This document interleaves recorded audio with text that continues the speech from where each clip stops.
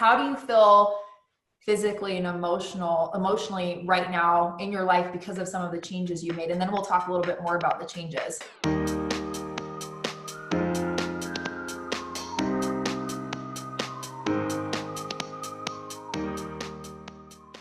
Welcome everyone to another episode of Inspired Health Journeys. I'm joined by my co-host, Terry Entrevenin. Hey everyone. And we have a very special guest, Rachel Pater. Rachel, thank you for joining us today. Thanks for having me. I'm glad to be here. We are excited to have Rachel here today. Rachel is 33 years old. She is from Wisconsin, where she is currently a home appraiser. I met Rachel through a mastermind that I'm a part of, and she actually reached out to me about Organixx products. And at that time, we talked more and I learned more about her story and her health journey, which is why she is here with us today. Tell us a little bit about your health journey and how you came to be where you are right now on your health journey. So go back a few years and tell us what your life looked like as far as your health goes just a few years ago. Sure.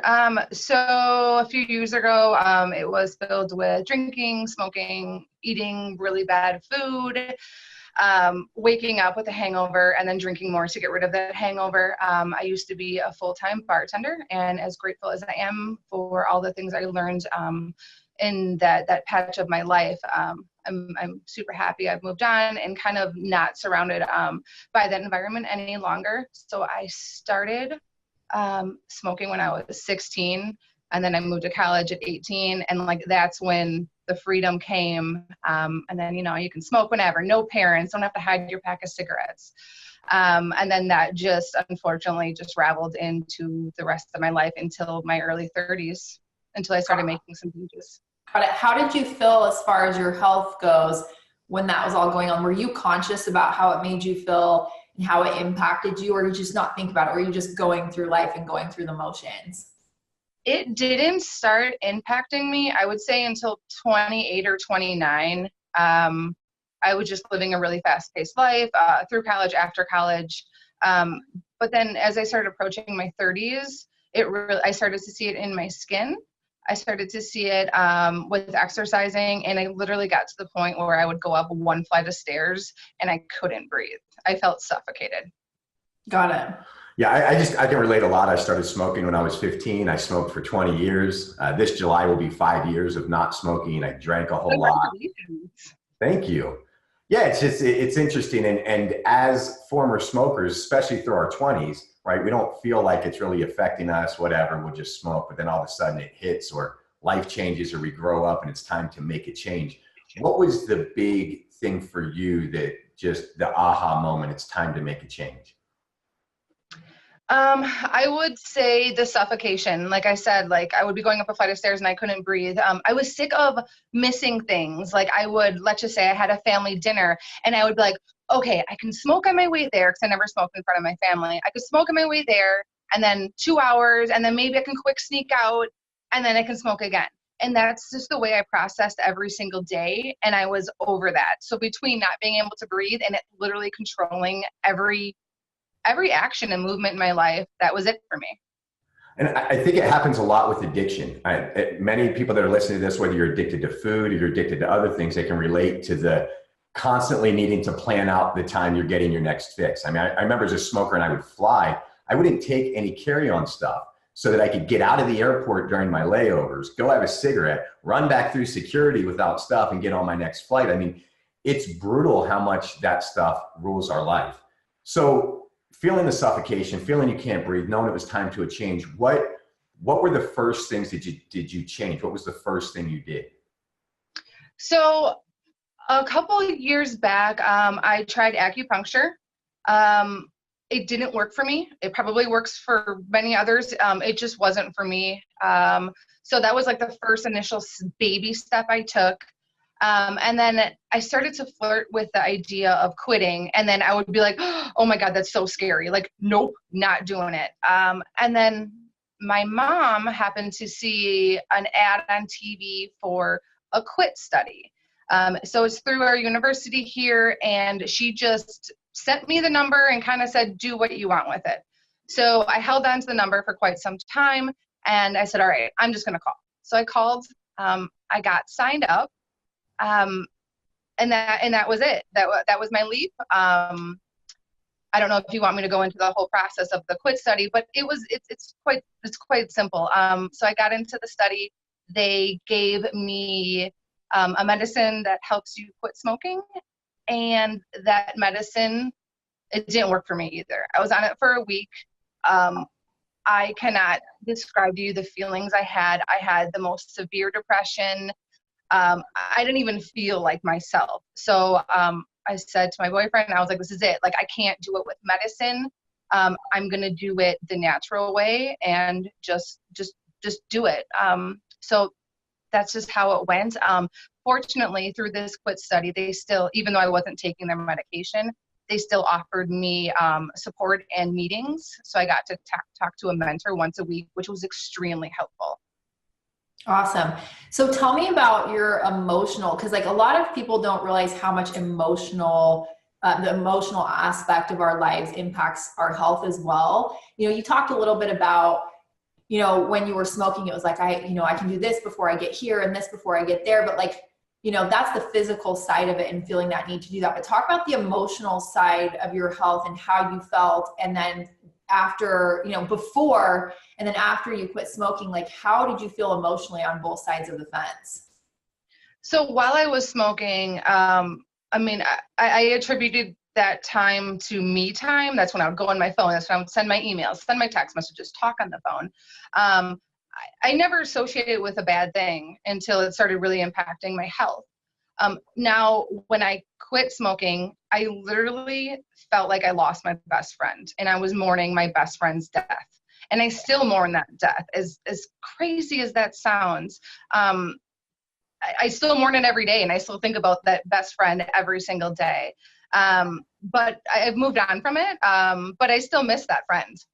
Yeah, well, it's interesting too, because I like that you said that. And I think a lot of people look at it that way, like with something like smoking or drug addiction or alcohol, but we all have addictions in one way or another that impact our health and our emotional well-being, whether we want to admit it or not. If each of us sat down and took the time to say like, what is my friend? What's like my go-to that I go to feel better about things? And we all have it. And so it's like breaking out of that is such a hard thing, you know, whether it's like we numb ourselves out of life by doing X, Y, or Z. It doesn't even have to be alcohol or smoking or drugs.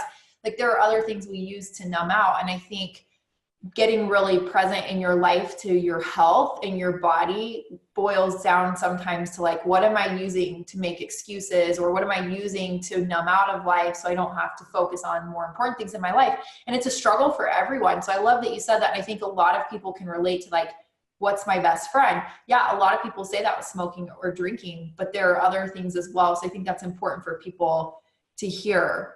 Well, and I'm just going to cut in for a second, because it's not just drugs and alcohol, it's food, right? People use that food as their best friend or their worst friend. It's like when things are great, let's celebrate with cake. When things are bad, let's celebrate with ice, or let's mourn with ice cream. Yeah.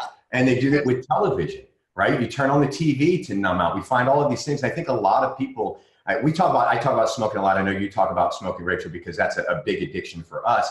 But there's so many addictions out there that people are addicted to. And it is mourning that best friend. They're there during the best times. They're there during the worst times. And you kind of have to have that funnel for them if you want to get rid of that addiction. I'm like having these flashbacks of watching TV at night and eating big bowls of cereal, which I never do anymore. When you were talking about that, I was like, I miss eating cereal at night when you were talking about it. But like I think we all have those weird things that we do to like sit down and be like, I need to relax and detox from the day. And it's interesting, like at the end of the day, like I've kind of, you know, you change your patterns to like, now I'm excited at the end of the day that like I'm in a different place in my life. So let's talk about that for you, Rachel. Like fast forward to now, you've made all these huge changes in your life. How do you feel physically and emotionally right now in your life because of some of the changes you made? And then we'll talk a little bit more about the changes. Sure. I would say I feel pretty fantastic right now. I still struggle every day with wanting to just release everything that I've worked on and smoke and maybe go out and have like, you know, a ton of drinks and just party. I really think about that. But then I just bring myself back and I say like, no, I'm in a really good spot right now.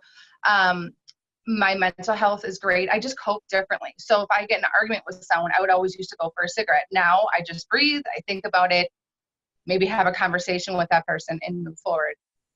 So overall, my mental health is great. My physical health, I can run stairs, you guys, all day. It is wonderful.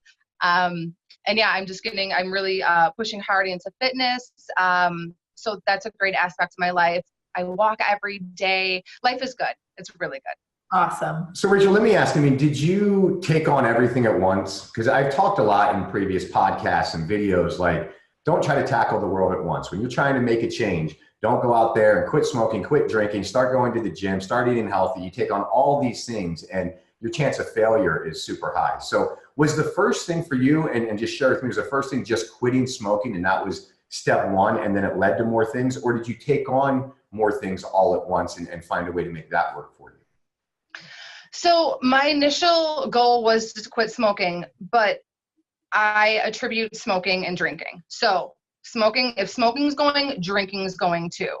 And then for me to get through the mornings when I first quit smoking, because that was my hardest part, was having coffee and smoking, I would start walking. So I'd wake up, just get my head right and start walking, get ready for the day, and then get past that really hard morning part for me. And then that just evolved into going to the gym more. I mean, honestly, I guess it kind of all happened at once. It was never planned though. It just happened in that manner. And that's the only way I could succeed, was not smoking, not drinking, working out, cleaning up my diet. Absolutely. And I was thinking about this morning, just kind of thinking about my transformation, things that happened, what can we share to inspire others? And what was really clear for me, you know, of course it was quitting smoking and drinking. They were together for me. After doing that, it feels like we take on all these other things, but they happen naturally. Like, tackle that one big thing and then the other stuff starts happening naturally because you got rid of that one big hurdle. Because for me, if it was, you know, December 31st and it's like January 1st, no drinking, no smoking, I'm going to the gym, I'm going to start eating healthy and all these other things, your chance of failure is 90+%, I'm sure. And so, yeah, it's nice just to hear, I mean, kind of tackle the drinking and smoking. And to you, it feels like you did everything at once, but really it all just evolves when you get rid of that one big thing. Yeah, for sure. I think you have to win the smaller battles to win the big war. And I think that's pretty common for most people. So let's talk about your lifestyle a little bit now. You've touched on it a little bit, but you've really changed and you're, you know, evolving and you're learning more about health. Talk a little bit about what your day and your routine looks like now and some of the biggest changes you've made in your life. Okay, so I guess some daily routine. Since we're doing a certain challenge, we have to work out in the morning. I at least work out in the morning. And then throughout the day, I just drink tons and tons of water. I'm working really hard on bringing in organic foods, nothing that's, you know, modified. I'm going to plant a garden, so I'm really excited about that. Awesome. And then I don't know, the gym in the evenings, I don't know. It's just all movement. I'm always moving, always going, learning, transforming. It looks so different because now that I have came to a healthier side of life, I don't have time for the things that aren't healthy. Yeah. And that makes a ton of sense. I get that 100%. What are some of the biggest aha moments for you? Like, I know for you, you've been studying a lot, reading a lot. Like, what are the top 2 or 3 things as you've been studying health more, studying what works for you more, and finding your own journey to health? What have been some of the biggest moments for you? Biggest things that you're like, I didn't know that, or like, this has been a game changer for me? Honestly, I just think, and as cliche as this sounds, if you really want to do something, you can do it. I look back to see how I even got to where I am. I have no idea. I just took it day by day by day. And I slowly just evolved here. So I think that was my biggest aha moment. Like, how did I even do this? I don't know. I knew I had to change one thing in my life, and that one thing changed into 5 or 6 things. And it worked out. I know for some people it doesn't, but there's, I don't know, I guess there's no easy path. There's just a path that works for each individual, and you need to find that path. Yeah. Well, the reality is it's not going to be a smooth downhill ride when you're taking on change. You're going to have issues across the board. And what I think happens with a lot of people is when they fall off the wagon, right? Let's say they fall off a wagon on Tuesday from eating healthy or going to the gym. Then they beat themselves up on Wednesday. They turn to their best friend, you know, whether that's food or drinking or smoking or whatever that addiction is. And then come Thursday, it's like, all right, I'm going to try again on Monday. And then they think, all right, well, it's Monday, you know, the weekend's here and I'm going to get strict on Monday. I better go ahead and gorge and eat all the food or smoke all the cigarettes. And I remember before quitting, like that night, I tried to smoke everything that was in my pack, right? And so it's the same thing. And we do that and then we gorge all week and then Monday comes around and we go for it. We get it Monday, Tuesday, and then we make it till Thursday and we fall off again. Well, let's wait till Monday. And I think the big takeaway here, if you really want that long lasting change, is not waiting till Monday. If you fall off the wagon on Tuesday, fine. If you eat some ice cream, fine. Wake up Wednesday and start back over again. Don't put it off to another future date to start. For sure. And I think another important thing is, you know, going back to what John said about, you know, overcoming the one big thing. Like, I feel like for you, you know, it was smoking, you're like, and then everything else was tied to that. I think when you win one really big battle in your health, you're like, okay, the rest is doable. Like, I did that, I can do anything else. And then you go through this pattern and this process of like, I could take this to the next level and I could take this to the next level. And I think it becomes really powerful when you see that change in yourself. So I think that's something that a lot of people can relate to. So let me ask you really quickly, and I'm going to share, because I know a little bit of your background. So you've made this huge shift in the last year. And it's changed, you know, your eating habits and no more smoking, no more drinking. I mean, only occasionally, and you're living a totally different lifestyle. Talk about some of your big wins on the physical side of things, because you've overcome all of these things in health. Like, what are you working towards with your body right now that you never thought you would be doing in the past? All right. So I have gotten pretty big into weightlifting. I used to only work out with my own body weight and nothing else, maybe just like little weights, but nothing crazy. And my boyfriend, he's always like, oh, come work out with me, come out with me. So I finally did. And I love it. Like, it makes me feel so powerful and so amazing and so strong. So in September, I am doing my first powerlifting competition. I never thought I would do this ever, but here I am. And I'm really scared and really nervous, but I don't even care if I place or if I don't place. I just want to complete it. Yeah, just say you did it. It's so funny too, because you just talked about how like it used to be suffocating just to walk up the stairs. And now you've gone to this point with your body. And it's a really big testament to people who are listening to how much you can change your body in just a year, and where you can go from point A to point B and be in a totally different place. And, you know, the long-term effects. I don't know if you've gone through this thought process of like where you were a year ago to where you are now and how your life's going to look for the next 10, 20, 30 years because you've made these changes. Does that feel powerful to you to think about where you are now and what your life's going to look like for the next 10, 20, 30 years, so the rest of your life, because you've made these changes? Absolutely. Yeah. Especially too. So I'm approaching my 1 year anniversary of not smoking in July. And during that time from then until now, I mean, it was like this. I mean, I would gain weight. I would fall into small depressions. You know, there were so many mountains I had to climb. So, I mean, if my future just a few mountains, I am totally cool with it. So absolutely, yeah, I am super excited for it. I have this app on my phone where it shows me how much life I have regained back, and it's like 46 days. Like, that's incredible. I mean, what is it going to look like? What's the name of the app? Do you remember? It's called Quit Smoking. Oh, nice. Easy. Yeah, so you just like type in the date that you quit, and then it like shows you how much money you've saved. It's wonderful. That's really cool. I love that. Yeah, and that's really powerful to think every day matters so much. Every day counts, and you think about how much time you're getting back. That's a really powerful concept to think about. And whether it's smoking like your story or another change that someone's making in their health, if there was an app for all the changes we made in health, could you even imagine how many days people have gotten back in their lives from changing their health journey? It's a really powerful thing to think about.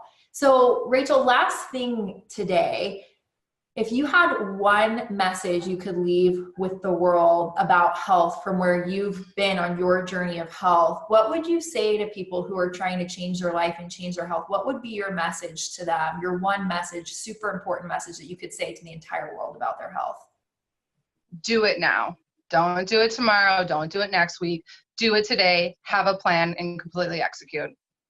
Love it. It's never too late to start, right? We can make excuses all day long. Excuses are easy when you're addicted to things, right? Oh, I'll just slow down. I'll just cut it down. I won't eat as much ice cream. I won't smoke as many cigarettes.